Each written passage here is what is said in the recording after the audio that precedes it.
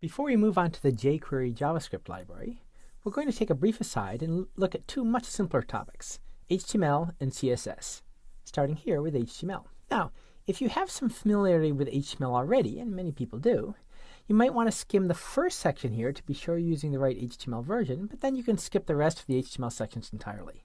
But if you're new to HTML, go through both sections more carefully.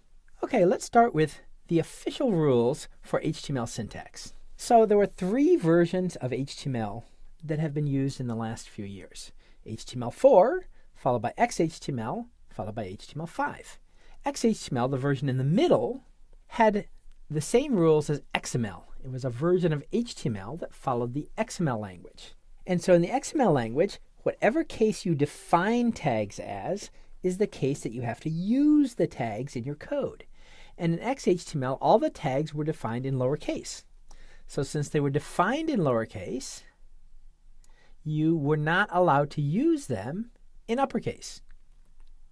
Secondly, in XML, all tags after you open tag require an end tag. You either have a separate end tag, li is the list item used in lists that we'll see later, or you can put the closing tag right inside if you don't have any body content, if you don't want to put anything between the start tag and the end tag. But you have to do it one of those two ways. You can't just have a start tag lying alone by itself.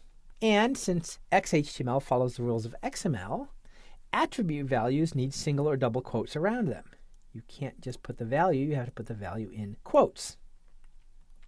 HTML4, the version before XHTML, and HTML5, the version after XHTML, are significantly more liberal. Tags can be in any case. You can have uppercase tags, lowercase tags, and mixed case tags. It's all the same. And there are some tags where you are not required to supply an end tag, like p, li, table row, table header, table data cell, and a few others as well. And attribute values don't necessarily need quotes around them, only if they contain non-alphanumeric characters. So for example, you'd be allowed to say table border equals 1, not table border equals quote 1. All right, so here's the approach that I recommend that you follow when you are both practicing and developing real-life applications where you're using JavaScript and jQuery to manipulate the page. Use HTML5. But pretend as though HTML5 had the stricter rules. Always use lowercase tags, always include the end tags, always put quotes around attribute values, but don't feel like you have to follow every last little official rule of HTML5 in particular.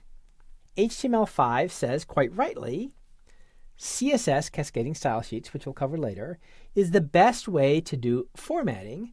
And you shouldn't use formatting tags in your HTML. Instead, you should refer to a separate file, and the CSS file will give the formatting.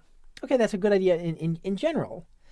However, there are a few exceptions, and you don't need to feel guilty if you make use of those few exceptions, even though you seem to be using HTML5, which frowns upon these things. In particular, the table tag has an attribute called border, and it's very difficult in CSS to reproduce this behavior in a way that's consistent across all browsers.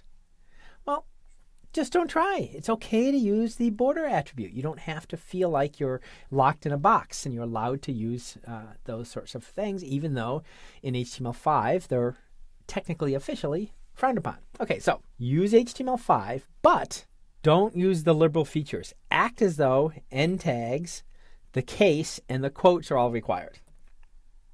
Okay, here's why.